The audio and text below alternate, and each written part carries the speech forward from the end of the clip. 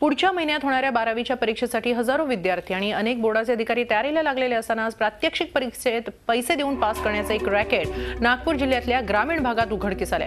नागपूर जिल्ह्यातील रामटेक येथील समर्थ कनिष्ठ महाविद्यालयात हे रॅकेट उघडकीस आलं असून या प्रकरणात एका शिक्षकाला विद्यार्थ्याकडून पैसे घेताना रंगेहात पकडले।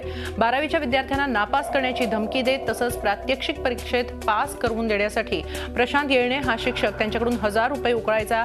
या लाचखोर शिक्षकाला अटक झाल्यावर बोर्डाने नागपूर विभागातील इतर शाळांना असे प्रकार टाळण्यासाठी सतर्क राहण्याचे आदेश दिलेत।